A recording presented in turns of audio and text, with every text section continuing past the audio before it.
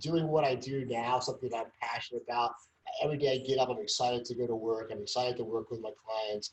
I look forward to every day versus just kind of getting up and like, man, I got to go to work today. Can't wait for the weekend, then I get to have fun, right? That was Andre Roman, Health in the Real World podcast. Here we go. It's the Health in the Real World podcast. It's time to start the show with Chris Janke as your host. Here to give you everything that you need when it comes to fitness strategies. We keep it simple and easy. It's your roadmap to get healthy. You don't need equipment and you don't need a gym. Just the right strategies to get you fit and trim. Health in the Real World podcast brought to you by my book, Naked Fitness, How to Get a Great Workout with No Equipment, especially in the days of COVID. You can't be going to the gyms, or you at least can't be relying on the gyms. 68, I think. Don't quote me on that, but I believe there's 68 exercises in this book that you can do with zero equipment. Andre, good morning. How you doing? Doing great, Chris. Good morning, man. Doing great. Great to be here. Appreciate you having me. Yeah, sure, no problem. Well, you're a seasoned bodybuilder. You've been lifting weights 30 years, you said. Let's get into this about how we can help people kind of get on the right track as far as weightlifting or as far as fitness in general. What do you see as one of the most important things that somebody can do to get healthy? Sure. I mean, I think initially it's just kind of developing a proper mindset. I mean, when I work with my clients, I mean, we focus on, obviously the diet, the workout piece of it, but the third component is that mindset, the mental aspect of it too, which is probably the most important, aspect in terms of, reaching your goals from a fitness standpoint or anything else. So I think the first thing is really kind of understanding kind of what's my why in terms of why do I want to do this, and kind of why is it important to me is so I can play with my kids or have a more active life or, whatever your reasons are, just kind of understanding those first fundamentally because they're different for everyone, right? And just, I think once you have an understanding of kind of your why, then it makes the process a little bit easier getting started. What I find that's so interesting about my why personally is, when I was 14, I started lifting very early, like you did, freshman, sophomore in high school. And my why back then was, you gotta have big muscles and, do really well in sports and impress the girls and all that stuff. Yeah. And it's interesting because my workouts are very similar, but my why is completely different, right? My why is I want to be able to pick up my kids. I want to be able to, have that longevity.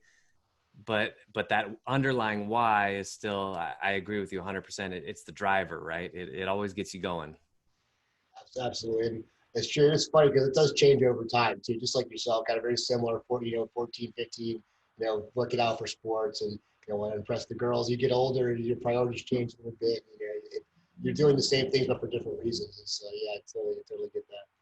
I found too, like, weightlifting, I think people who don't lift weights, they don't understand how safe it is compared to, say, like basketball. I grew up playing basketball. I've sprained both ankles dozens of times, right? But weightlifting, it's like, it's so controlled. There's like a game plan, you know exactly what you're doing. What sports did you play growing up?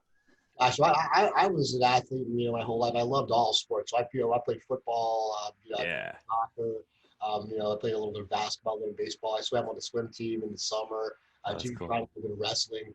I never liked making weight. I wasn't a heavyweight, so I like to eat. Back my wrestling career was short. That's a, if you like to eat, one of the best things to do is to become very active and athletic, right? And then you can just burn it all off, especially when you're in high school. More cardio equals more snacks. That's right.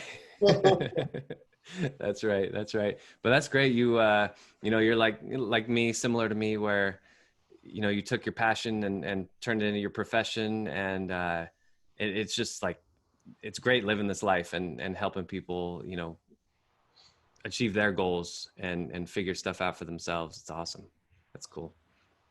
Nice. So what do you do what about when somebody falls off the wagon? Like, let's say they got the mindset piece right. They have the diet, they have the exercise piece, you're going along and say like a year into it, your client says like, hey, this just isn't working. I'm just losing my motivation. I don't really want to do this anymore. I'm burning out. what kinds of pep talks would you give to somebody like that? Yeah, sure. I mean, it happens. It happens. I mean, sure, to a lot of this happens to me. I mean, your motivation throughout your life is gonna wax and wane at times. So I think one thing is kind of reminding them that hey, it's normal. Don't feel bad about feeling that way because it's normal to feel that way, right? I've been there. I've felt that way myself. I'm sure everybody has at times in their life. So them kind of understanding, accepting that I feel this way. It's not, and don't beat yourself up over it, but then kind of try to peel that back a little bit more, just kind of understanding a little bit more as to why. Are you is it a physical thing? Are you sore? You feel like you're maybe not recovering well enough? Is it more of maybe you got some stuff going on in your life, maybe in your personal life, or maybe there's something kind of going on completely unrelated to it's a job, something at work, or there's so many other things. I try to look at, when I get to know my clients too, I work with them for a little while. I get to know them. I get to know about, their become friends, and I get to know what's going on in their life. So holistically, right, kind of looking at a lot of those things, with this, especially now with COVID and gosh, people are stressed out. It's caused a lot of change, a lot of sudden change in people's lives. So sometimes change can be the cause of it. But I try to really just kind of talk to them more at that point, not even necessarily as a trainer or a coach, just more like a friend and kind of understanding, hey, what's going on? I've probably been exactly where you are, just kind of coming to them with that kind of an approach. I think it's helpful because sometimes it's just a matter of talking through things. And when you talk through stuff with somebody that you trust, feel comfortable about, sometimes just that process of sharing it and talking about it, you kind of, you know what, I feel better about it now that I've talked about it too. So it's just, I think, kind of getting to open up and they by that time usually feel comfortable enough with me where they're willing to share and we can have those discussions and see where what's really going on, because it's like peeling back an onion. Yeah, I think that's really true. And sometimes I try to put myself in a beginner's shoes, right? Somebody who has very little experience with exercise in general. And I think sometimes it's very refreshing hearing somebody like you or me say that, like, hey, I go through that too, it happens. Yeah. And so for you personally, besides that kind of falling off the wagon that you were just talking about, what do you think is your biggest struggle? Like, what area do you struggle in? And you've kind of noticed the pattern maybe over the years. And the other half of that question would be, how do you combat that? Like, okay, here's where I struggle, and this is what I do to make sure I don't go through that anymore. Sure. That's a great question. I mean, I think for myself, I'm kind of a perfectionist, and I've been since I was a kid. I think it's kind of my personality, and I tended to in the past, and I have a tendency to, if I don't watch myself, to be very hard on myself. I'm much more forgiving of others than I am of myself. Sometimes I have to take a step back personally and be more forgiving of myself because nobody's perfect. And sometimes when you do fall off a little bit, then you start to beat yourself up over it. And then it kind of mushrooms into like, man, oh gosh, I'm doing bad. Then a bad couple of days can turn into a bad week. Then a bad week can become a bad month. And it's okay to have a couple of bad, it doesn't mean it's who you are. Everybody makes mistakes. Everybody, goes up and down. It's just trying to come back and remember kind of what your long-term goal is. And remember that it's a marathon. It's not a sprint. So just like sometimes, if you're a racing fan, or I don't really watch racing, I don't know why this came into my mind, but making a pit stop. Sometimes you got to stop around the track. You got to get some gas. You got to get a new tire or something, or put some air in your tire. Then you get back going, but you're going faster when you start up again than when you were, because you've got everything tightened up and optimized. So I think sometimes it can be just a matter of stopping a little pit stop, getting your mind kind of retooled and back to where it needs to be, and then just getting back on that track again, but not feeling like you have to start from scratch. I think that's a good analogy. And especially for people who do have that all or nothing mentality of like, I can't stop, I have to keep this going. But sometimes, like you said, you pull back, you stop, you wait, you let your body rest. And then sometimes when you get back in the gym or, you're dealing with the rest of your life, you're better. Yeah. Because you allowed that rest and you allowed that recovery. So I definitely agree with that for sure. So Andre, I had a quick question before we go. I was going to go the last question, but I wanted to know, I know you're a 30-year weightlifter. How have you been doing with COVID? Do you have a gym at your house, or how have you been doing with that? Sure. So I built a little, so when it first started, a couple of weeks into it, I kind of had a sense that this was going to be a long-term thing. So I got some equipment on Craigslist. It's an old school, like a Nautilus power rack. I think it was probably built in the 70s. And the equipment might be older than me. And I was joking with my fiance. I think Arnold may have actually used this equipment himself 40 some years ago. It's that old. Hey, some magical rub off on you. Yeah, right. Some Arnold magic. It's functional though, so I can do. I have a little one car garage, so I had to like start parking my car on the street and turn the garage into my little gym. So I Nice. put in there what I could. I could do the basic stuff, but that was also, from a cardio standpoint, I was sharing this with people. I think it was a good thing for me because it got me to doing outdoor cardio much more. I used to do a lot of just go to the gym in the morning, jump on the Stairmaster, and put my earbuds in, and go through, read the news and check my email and stuff. And now I go outside. I started walking, and it's That's great. awesome. I love it. It's a great way to get outside. And I've been telling people now, I don't know if I'll probably continue to do this forever. And the gym is cool for lifting weights, but like I can walk. I enjoy it. It's a great way to get outside. So from that standpoint, it's been good. Yeah. From a lifting standpoint, it's just kind of adapting. I don't do it without all the fancy machines, but I think back to it's like you don't. A lot of that stuff is really it's neat. It looks cool, but you don't need it. Like Right. the great physiques through time have been built. I mean, back to Eugene Sandow and like the old like Back in the day, yeah. They didn't have all this stuff. all this stuff. They had like bars with like cement things Right. with sand. Like it was They built it themselves, like in their garage, right? They went to the hardware store, bought some concrete mix, and no gold, Yeah. like yeah. So it's pretty yeah. So this kind of in some ways I was like channeling my old school inner like that's cool. Arnold from the 70s. It's like, man, this is kind of what those guys were doing. So Yeah, that's awesome. Well, we're filming this in late September. It's still warm out. It's barely into autumn, but I would imagine that anybody watching this, let's say in like Minnesota in January, is like shaking their head and saying, "You live in San Diego, you better go outside for your cardio because I'm stuck inside." Shame on me if I don't, right? That's cool. I love Del Mar. Del Mar is a great place.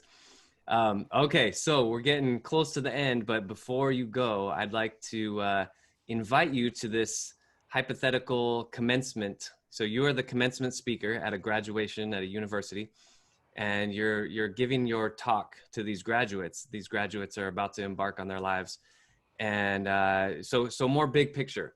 What would you tell them as far as success, mindset, how to really go after your goals and get them whatever direction you want to go with that?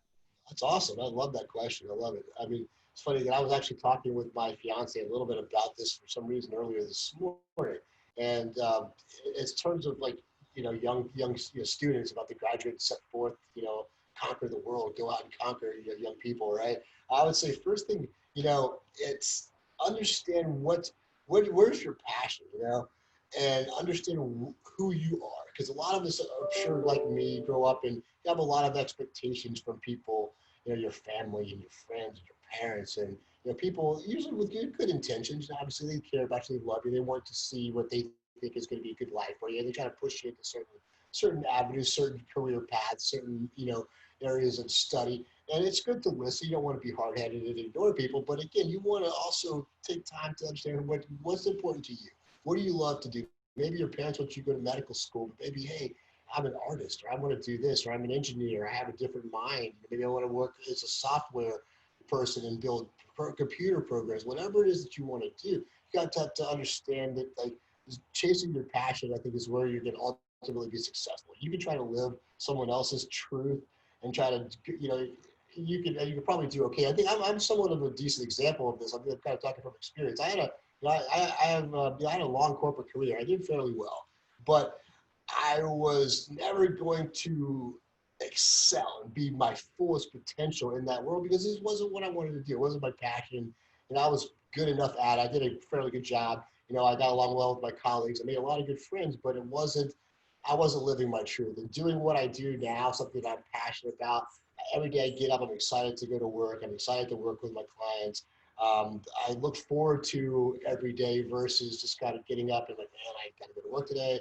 Can't wait for the weekend, then I get to have fun, right? You're living kind of every day is in a sense like a weekend for you, and so understanding what you're passionate about, maybe take down, 10 write a list of 10 things. You know, here, what are 10 things that I'm really, really good at? And then out of those 10 things, okay, what are these things that I also love? And what you combine those two? What am I good at? What do I love? And out of those things, you know, what can I see myself doing? And I would say stick to those areas or those two things are in alignment. And whatever you do, you're going to do well as long as you do it with passion and it's true to who you are. You know? So I think that would be my advice to young people is just to know what's important to you and then go do it. And it's going to work out for you. Just believe in it. Absolutely. Great. Well, Andre, I want to give you a chance to plug your business, your website, phone number, any information that you want to give people who are interested in maybe working with you in the future. Absolutely, Chris. I appreciate that. So you can check out my website. It's AndreRamonFitness.com. You can reach me directly, Andre at AndreRamonFitness.com. And check out my Instagram, Andre Ramon Fitness. Those are great ways to keep in touch with me, keep in contact with me. I post a lot on social media. I've got direct links in terms of like my services. I do a concierge package as well as some of your meal planning and coaching services, both virtual and in person if you happen to be here local to San Diego. But yeah, this is what I love to do, and I love meeting new people and helping people reach their goals. So it's why I get up every day. Nice. Great. Well, thank you so much for joining me today on the podcast. Hopefully we'll talk soon. Absolutely, Chris. Thank you, man. Have a great day, and thanks for having me. Thanks for listening to the Health in the Real World show. Make sure to like and subscribe and comment down below. Visit mycorebalance.com to learn more.